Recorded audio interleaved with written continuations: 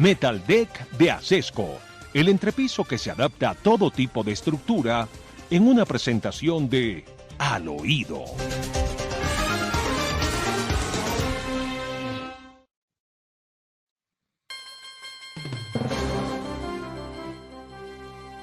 Con toda tristeza despedimos a don Alfonso Samacá, un colombiano que desde Medellín, muy enfermo, le pedía a sus hijos todos los días que le pusieran la hora de la verdad. Don Alfonso Samacá ha fallecido. Una oración por su alma y un sentimiento de solidaridad y de afecto para todos los suyos. Murió después de escuchar la hora de la verdad. Qué gran compromiso el que tenemos con las decenas de miles de colombianos que nos escuchan. De Mar, volteando la hoja, nuestros sentimientos también de pesar, de dolor y nuestra solidaridad espiritual con las familias de los muchachitos sacrificados en el Catatumbo. Los mataron, mandaron a una muerte atroz, a una muerte sin sentido. Si doña Salud Hernández demanda responsabilidades, nosotros también. Que el alto mando militar explique qué fue lo que pasó. Que el presidente de la República y el ministro de Defensa entiendan que esto es una tragedia que el país no va a soportar en silencio. ¿No es cierto? Doctor Fernando, los mandaron a morir, como ocurrió con los policías en el Caquetá, donde los enviaron a una misión casi que imposible. Los enviaron sin armas para que detuvieran una turba de 7.000 que llamaron líderes campesinos, que resultaron asesinando a uno de ellos y secuestrando a 78 más 6 contratistas y empleados de Emerald Energy. La misma historia. Y para que les tiraran gases lacrimógenos a 7.000 campesinos, que realmente cuántos de ellos eran militantes activos de las FARC. Y entonces pasó eso. No nos ha dicho qué pasó con Emerald Energy, si los chinos se fueron, si cerraron definitivamente esas instalaciones y qué está sucediendo con la inversión extranjera en petróleo después de lo ocurrido en Emerald Energy. Y respecto de esto, doctor Fernando, de lo ocurrido en el Catatumbo, en las últimas horas se reveló un audio del soldado Manuel Redondo, que estaban precisamente en la zona y pues cayó en la madrugada del día de ayer a las 3 de la mañana cuando estos terroristas ejecutaron el acto. Es una entrevista que le hacen en Caracol a su hermano Luis José Redondo y él pues pone el audio de lo que le decía a su hermano. Estaban advertidos de que habría un ataque por parte del ELN. Lo invito para que escuchemos este audio unos segundos.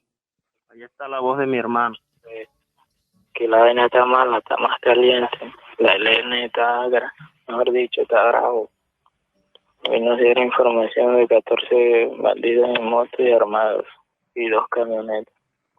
Y que querían atacar la unidad que estaba acá, pues la única unidad que está acá somos nosotros. Y los otros están por allá a ver si esos manes se meten esta noche o no sé. Ellos están haciendo unos registros por allá, verificando la zona que te sana todo. Bueno. Es la voz del soldado que asesinaron estos criminales del ELN junto con otros 8 compañeros, doctor Fernando, el soldado Manuel Redondo. Es la voz que acabamos de escuchar. Estaban advertidos. ¿Y por qué nadie hizo nada? Pero sabe que tengo una pregunta más de fondo.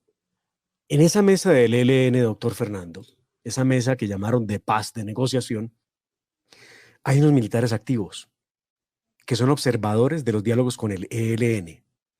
El año pasado, en noviembre, a finales de noviembre, las fuerzas militares confirmó los nombres de 4 uniformados que son activos y que hacen parte de ese proceso. ¿Dónde están sus voces? ¿Dónde está su rechazo? ¿Qué han dicho? ¿Se levantaron? ¿Renunciaron?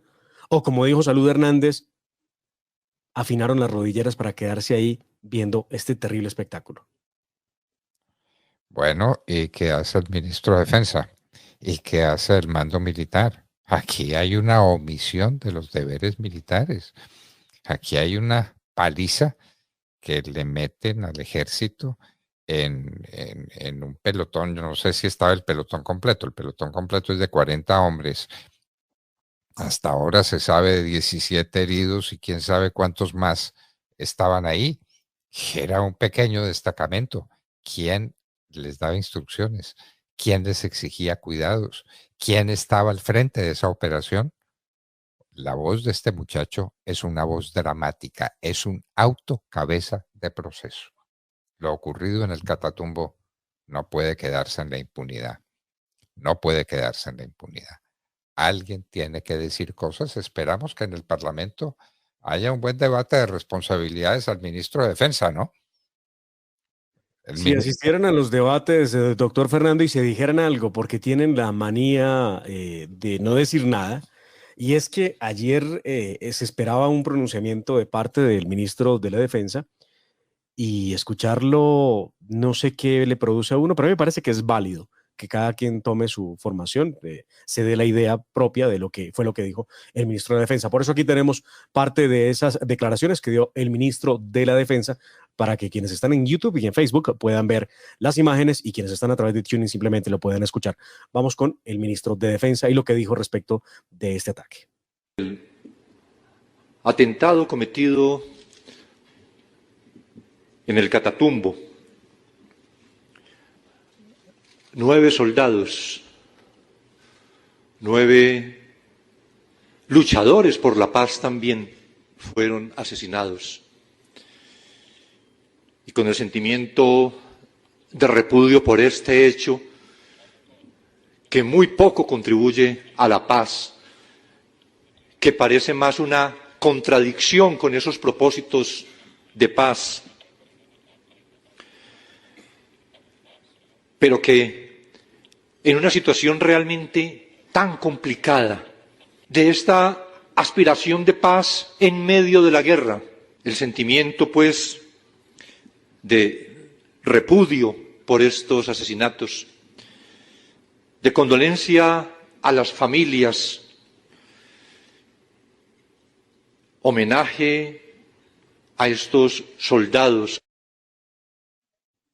Curioso que este audio lo presentó el Ministerio de la Defensa, este video, de hecho fue editado.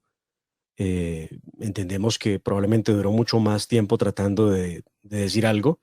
Al final no sé si se entiende qué fue lo que quiso decir, pero bueno, son las declaraciones del ministro de Defensa. Una explicación muy clara, no fueron 9 soldados, ¿no? No es lo mismo un soldado que un suboficial, no es lo mismo un soldado que un cabo o un sargento, ¿no? Yo no sé si han dicho si eran cabos o sargentos los suboficiales, en todo caso no son lo mismo. Fueron 7 soldados asesinados y 2 suboficiales que cayeron durmiendo. ¿Con cuáles instrucciones le había dado usted, ministro?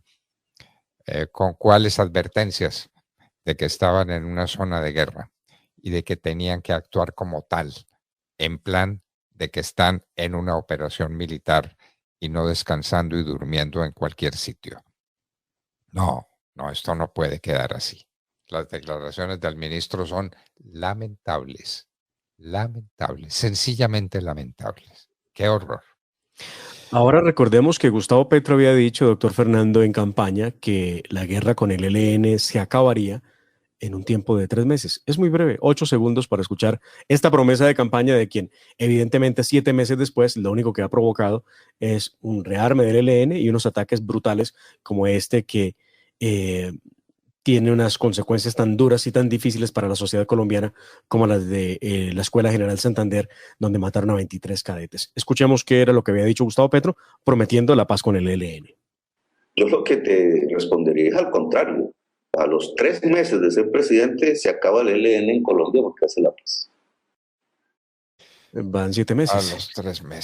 A los 3 meses y llevamos 7 y mire usted lo que está sucediendo. Bueno, doblemos la página y hablemos de las agresiones de la ministra de Trabajo contra Rappi. No hay derecho. Rappi es una empresa que merece todo nuestro respeto, que le da, es una fuente de manera de vivir a centenares de personas que cumplen un trabajo muy digno o desempeñan una tarea muy digna. Y entonces hay que ver pues cómo trata a Rappi, la ministra del Trabajo. No hay derecho, no hay derecho. Cómo maltrata a una empresa generadora y lleva a la narrativa de esa izquierda en Colombia con el convencimiento de porque Rappi es una exitosa empresa, hay que desconocer evidentemente el modelo de negocio que tienen ellos y cómo funcionan a través del sistema de economía colaborativa. Definitivamente estos del progresismo, de progresismo no tienen nada. Están hablando de una reforma del siglo, una reforma propia para el siglo XVIII. Escuchemos qué fue lo que dijo la ministra, porque el agente de Rappi, el CEO de Rappi, decidió levantarse de la mesa de discusión frente a una reforma laboral que ya presentaron, que ya va a empezar a debatirse y de la que nunca quisieron escuchar voces como la de este empresario que perfectamente pudiera haber ayudado a construir una verdadera reforma laboral. Pero bueno, aquí todo se va en deseos. Escuchemos qué fue lo que dijo la señora ministra de Trabajo. Yo quiero decirles que con la violencia no van a cambiar el país. Lo que necesitamos es que hayan diálogos responsables. Y llamo al CEO de Rappi para que efectivamente una mesa técnica que tiene con el ministerio, o acabamos esa mesa técnica y nos vamos como él quiere en las calles. Pero yo sí quiero decirle que una empresa que tiene un capital de más de 1.000 millones de dólares, me parece injusto que no tenga cómo darle garantías a sus trabajadores y trabajadoras. Y como son independientes, pues yo lo que voy a hacer simplemente es ir a corroborar que son independientes. En Colombia todo trabajador independiente tiene que llenar un PILA y quien lo contrata tiene que dar la cuenta del PILA. Pues vamos a ver si es verdad que eso se está cumpliendo en el país, y si esto se está cumpliendo, créanme que nosotros procederemos como debe ser en términos generales. En términos Amenaza generales. Ay, Dios más mío. fuerte no puede haber. Dos amenazas, de hecho, ¿no? Ay, La Dios. primera, nos vemos en la calle. ¿Qué es eso, por Dios? Nos vemos en la calle. Y la segunda, pues va a revisar, como ellos son independientes, el PILA, y pues ya me imagino yo las multas y demás cosas que vendrán sobre Rappi, que ha funcionado, doctor Fernando, desde hace mucho tiempo en Colombia.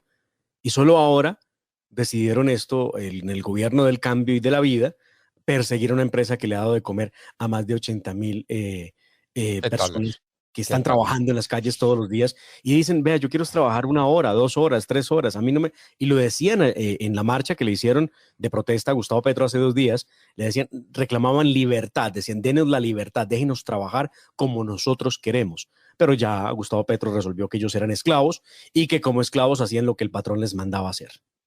Ah, muy bien. Una economía esclavizante con $1.000 millones de capital. Ecopetrol tendrá $1.000 millones de capital. ¿Esto qué es? ¿Esto qué es? Las cosas que dice la ministra. $1.000 millones de capital. Vaya, vaya, vaya. Pero no tiene importancia. Lo que tiene importancia es que miles de colombianos se van a quedar sin una fuente de trabajo, porque obviamente obligar a Rappi a que contrate con contrato de trabajo a unas personas que están en unos sitios distantes, que ocasionalmente, cuando quieren, cuando les parece, pueden hacer una diligencia que les deja unos pesitos para sobrevivir. Lejos de ellos, con ninguna responsabilidad y con ningún cuidado, con ninguna subordinación jurídica. Pero ahí está la ministra. Ella es comunista y está obrando como comunista, si los comunistas obraban así. Y por eso, señora ministra, el comunismo se acabó. ¿Usted sabe que el comunismo está prohibido en Rusia? ¿Usted sabe que no hay comunismo económico en la China? ¿Lo sabe? El comunismo se acabó. Solo quedan comunistas rezagados y resentidos como usted y quién sabe cuántos más en el gobierno. Comunismo que nos están aplicando, y es que es muy difícil que el país lea todo, doctor Fernando, aun cuando está publicado en la Gaceta. Deberían darle una miradita a lo que dice precisamente el Plan Nacional de Desarrollo. Ahí sí que se exacerba cualquier idea de lo que es el comunismo y lo que hacen con la economía de un país. Todos los medios de producción pasan a ser públicos. Y es lo que plantea un Plan Nacional de Desarrollo que no deja oportunidad al privado de poder desarrollar riqueza en Colombia. Todo se plantea a través de la economía popular, a través de la eliminación de los privados porque de esa forma funcionan los comunistas. Y vea usted lo que va a pasar con Rappi. Obviamente esos empleos, si llegaran a perder, doctor Fernando, creo que no habrá cómo recuperarlos, y mucho menos este gobierno que no recupera nada por ahora. Bueno, permítame volver un poco atrás, pero es que entiendo que tenemos palabras de la senadora Cabal sobre este tema del Catatumbo. Sí, señor. Vamos a escuchar a la senadora María Fernanda Cabal, que desde Lima, en el Foro Madrid, se refirió precisamente a ese hecho lamentable que tiene responsables, obviamente, en el gobierno. Escuchemos. A las épocas en que todos los días había matanza de soldados y de policías, en que el mal superaba al bien, en que los gobiernos eran incapaces, en que se ofrecía paz, paz, paz, cuando se iba degradando toda la capacidad del Estado para darle garantías a los ciudadanos. Volvimos otra vez a esas épocas que no queríamos recordar.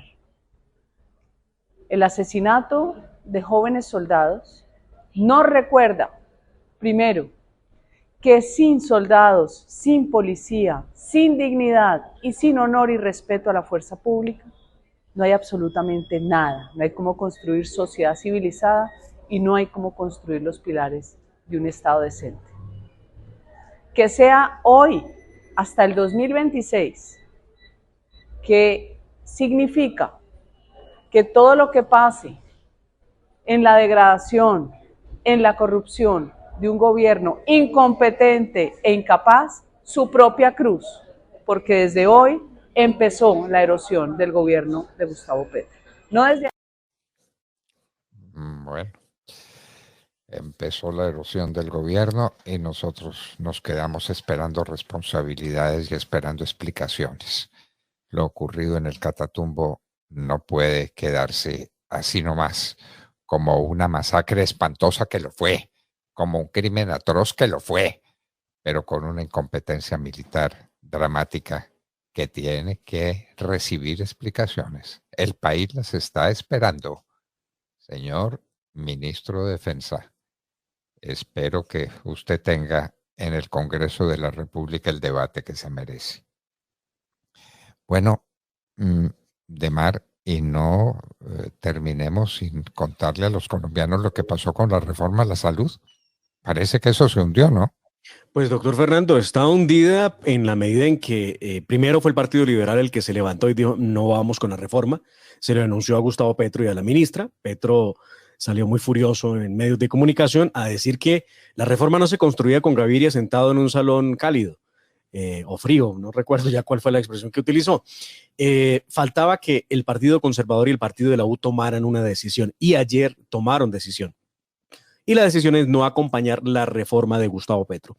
Así las cosas, la reforma está muerta porque mayorías no tienen para poder tramitarla. Y eso lo entienden, por supuesto, los más cercanos a Gustavo Petro, que han hablado de la necesidad de replantear el tema de reforma. Entre tanto, muchos sectores políticos, inclusive los del mismo pacto histórico, están hablando de la necesidad de que la ministra renuncie.